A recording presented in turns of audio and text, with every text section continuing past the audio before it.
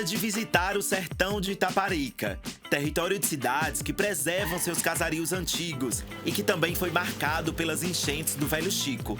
Em Belém de São Francisco, vamos andar pelo centro histórico. Depois, seguiremos para a floresta, onde há a igreja de Nossa Senhora do Rosário dos Pretos e também um coletivo que busca reativar um antigo cinema de rua.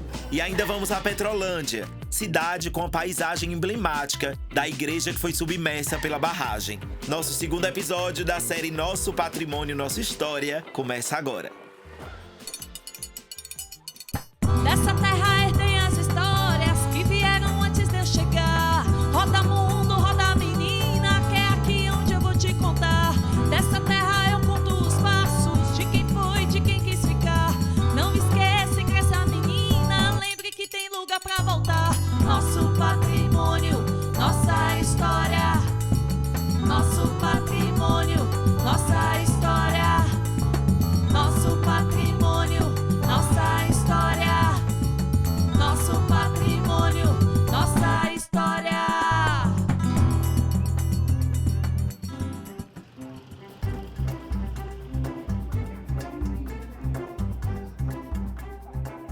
Belém do São Francisco, berço dos bonecos gigantes Zé Pereira e Vitalina. Gigante também pela sua importância histórica. Foi cenário de novela e é o município brasileiro com mais ilhas fluviais. São 88, cada uma com sua particularidade.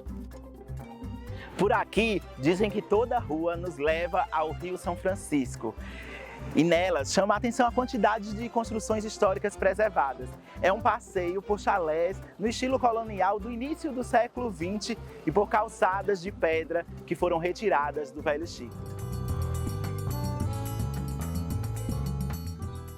As primeiras documentações de Belém são da segunda metade do século XVII, na Ilha do Araxá, hoje denominada Ilha da Missão. Belém, desse lado do rio, começou a se desenvolver com a Fazenda Canabrava, posteriormente com a Fazenda Belém, que gerou a capela, que virou a Igreja Nossa Senhora do Patrocínio.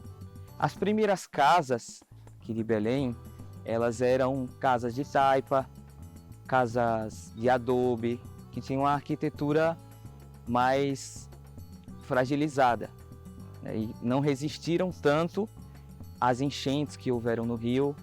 Já as casas que a gente encontra hoje no centro de Belém de São Francisco, elas datam do final da década de 20, início da década de 30, e elas já têm um estilo mais puxado pro neoclássico. Por que esse estilo foi adotado? Esse estilo foi adotado porque nesse período, em Belém de São Francisco, nossa economia era agropecuária, então nós tínhamos muitos fazendeiros, famílias de fazendeiros, que começaram a se instalar aqui próximo à feira e ao porto. E essas casas, os casarios, eles eram uma forma de, além de ter a residência da sua família, também uma forma de demonstração de poder. E a gente pode notar, muitas dessas casas, elas têm uma coisa que é comum em todo o sertão do Pernambuco, que é os arabescos. Esses arabescos, que são esses desenhos, esses detalhes, chegaram ao Brasil pelos portugueses, porém por influência moura. Faz parte da tradição muçulmana, a gente conhece esse tipo de desenho. Eles estão presentes tanto nas fachadas das casas, quanto no cemitério antigo de Belém. Belém é mais um dos municípios do sertão com a história marcada por grandes enchentes. Em 1919, as águas levaram mais de 50 casas da comunidade que crescia à beira do Velho Chico. Por isso, a cidade precisou mudar para um lugar mais alto. A água tomou conta de grande parte da cidade e foram perdidas muitas casas. Porém, a igreja Nossa Senhora do Patrocínio permaneceu de pé por ter as suas paredes de pedra e ter um solado bem alto construído com muito reforço. Essa é a igreja de Nossa Senhora do Patrocínio, que resistiu à enchente. Imponente, com suas largas paredes de pedra, a obra datada do início do século XIX é um templo tombado como patrimônio cultural. Mas quem vai contar todos os detalhes dessa história pra gente são os seus fiéis.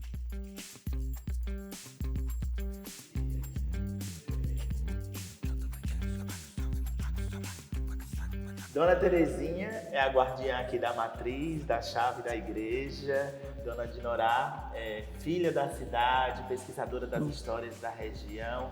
Eu queria começar pedindo para vocês contarem essa história da enchente, que a igreja ficou de pé, né?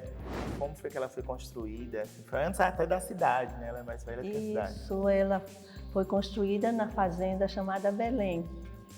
A fazenda tinha esse nome em homenagem a Nossa Senhora de Belém, a primeira santa venerada na ilha do Axará, aqui perto, venerada no tempo dos primeiros colonizadores e os frades franciscanos.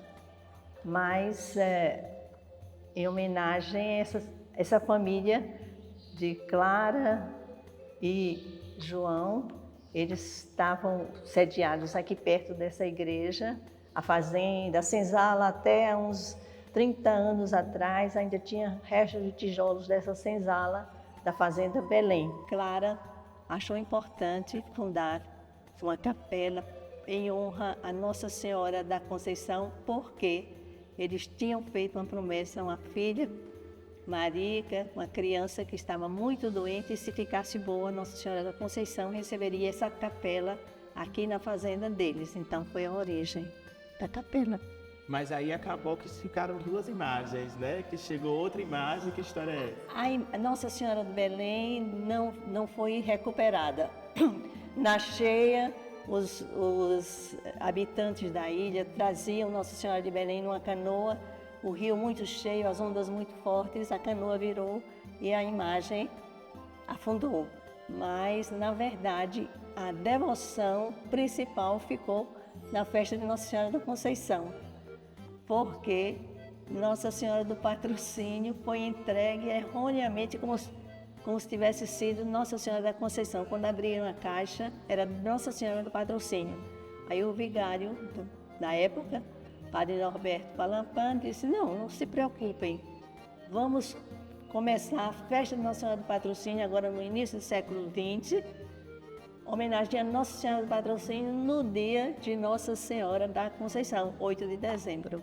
Dona Teresa, eu queria que a senhora contasse as memórias da senhora dessa igreja, por que ela é importante para a senhora. Ela tem muito o que contar, né, Teresa?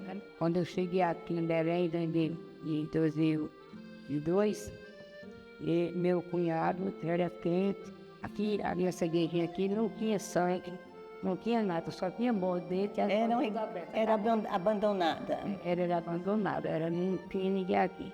Aí meu cunhado se aposentou, aí disse: eu vou tomar conta da igrejinha. Aí eu vou levar o senhor também. Quando nós fomos a gente à igreja, aí tinha um buraco assim, sabe? Lá na perto da parede lateral, aqui. Aí depois você vai lá. Depois, aí meu cunhado disse: poxa, aqui tem gente enterrada. Isso não é, compadre. Viu só o jeito do corpo, não foi, Teresa? Quando nós chegamos lá, só tinha... Quando você morre de sofone, aí ficou só a pessoa lá. Nossa. E era uma mulher, antigamente dela era muito grande. Aí eu disse: e agora, como é que não enterrar? Ele cobriu de areia, então, e por isso que o povo não vê. Porque ele pegou e cobriu de tijolo e levantou a ficou assim, alvenaria. Aí ninguém vê. Mas ela está enterrada isso. Também. Eu tenho medo, mas vem de noite, vem de dia. E aqui no altar-mor, os fundadores estão enterrados aí também. Aquele tipo de sepultura que parece uma boca de forno. Então, nas conservações que foram feitas nessa capela, tinha essa boca de forno que dava a entender que justamente uma das sepulturas. E dizem que muitos anjinhos, os escravos também foram sepultados nos arredores da igreja. O papo em Belém foi bom demais, mas precisamos seguir viagem.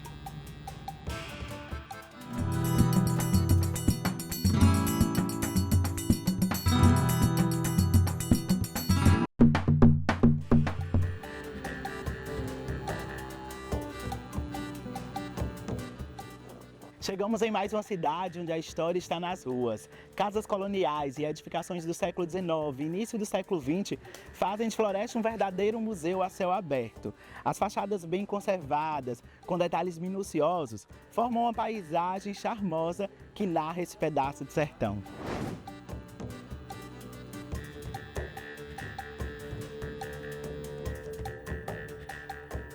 casario de Floresta, ele se origina a partir do núcleo urbano, né, inicial da cidade, que tem como marco, até hoje, a Igreja do Rosário, né, que foi de 1779.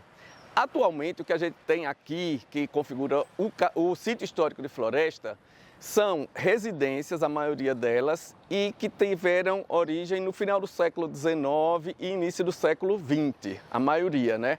A gente trabalha aqui com a definição da Fundarp, que em 1984 fez um levantamento do nosso sítio histórico, né, e identificou 294 imóveis de interesse artístico e arquitetônico, né? Então, vale ressaltar que é o maior casario em número de elementos, de casas, né, desse levantamento do interior aqui do sertão. A gente pode dizer que a maioria das casas aqui, as casas de interesse arquitetônico, eles estão classificados dentro do estilo eclético de arquitetura, né? E, sem dúvida, que tem os códigos, né, de arquitetura, de alguns elementos que a gente percebe aqui, por exemplo. Então aqui a gente vê tanto janelas em ogiva, janelas em arco pleno, janela em arco abatido, né? Existem a falsa cantaria também, que é um tipo de detalhe arquitetônico de fachada que era muito usado para identificar os prédios públicos, diferenciando dos prédios de uso privado, né, que são as casas.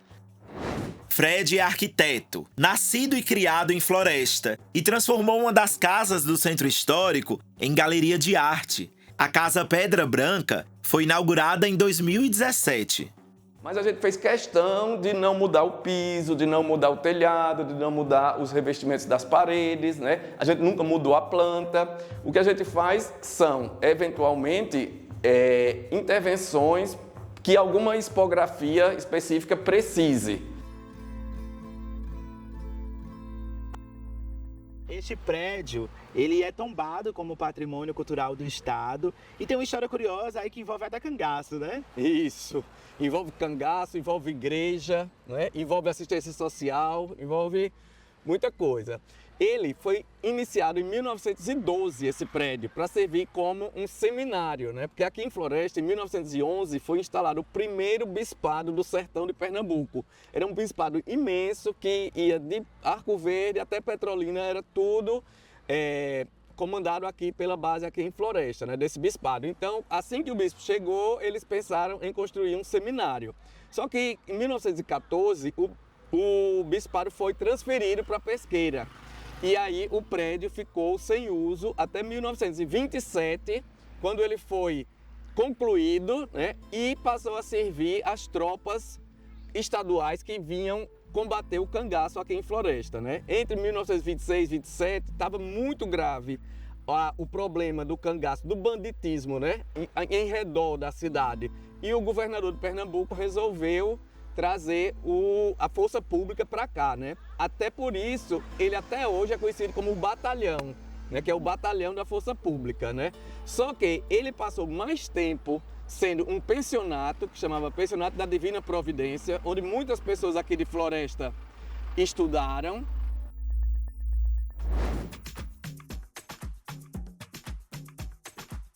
Algumas ruas depois, e chegamos à igreja de Nossa Senhora do Rosário dos Pretos, construção mais antiga da cidade, datada de 1792.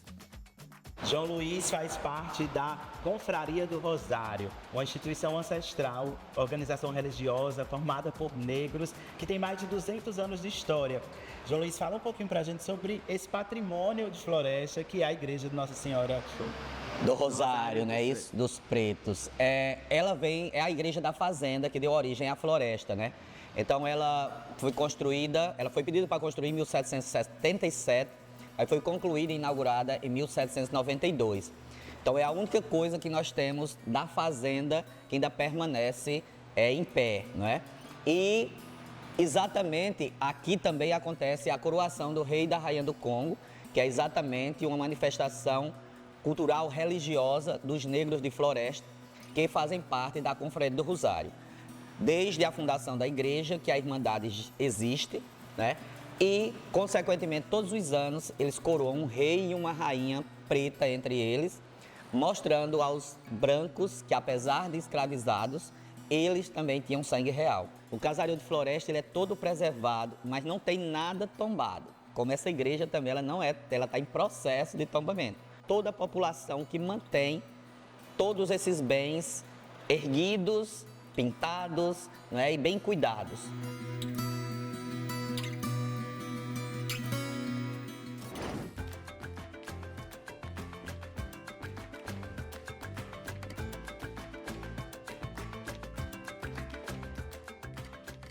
Agora estamos dentro do Cine Recreio. Esse espaço que durante muitos anos foi ponto de encontro no centro de Floresta e agora um coletivo de artistas tenta retomar esse espaço, deixar ele vivo. É o coletivo Bucaneiros. Conta aí pra gente como é que surgiu essa proposta, essa ideia, arregaçar as mangas.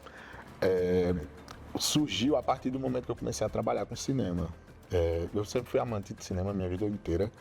E em 2023 eu participei de algumas oficinas, roteiro, direção, fiz e me empolguei muito. Daí eu queria trazer um incentivo e tentar fomentar o audiovisual dentro de Floresta.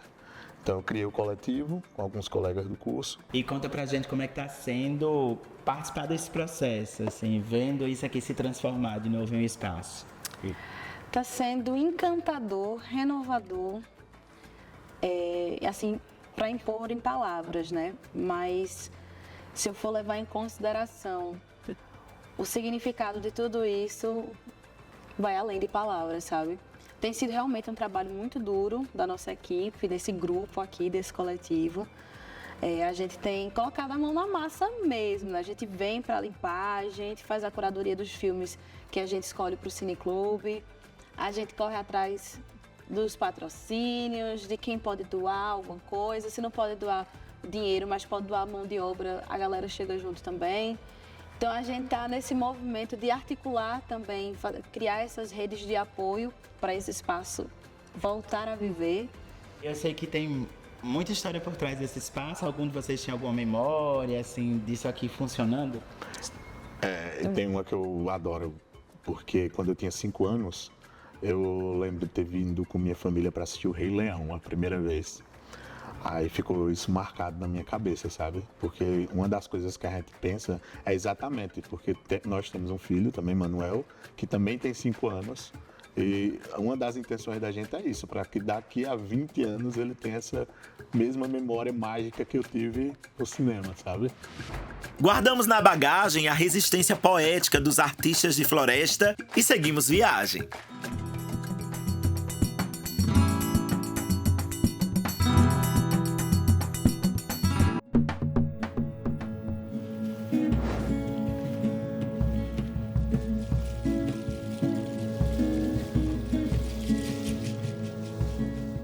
Pelo sertão, os relatos das cidades submersas marcam gerações. Por conta da construção de usinas hidrelétricas, barragens inundam o chão, que é berço de muitas pessoas, e desaparecem com seus patrimônios históricos.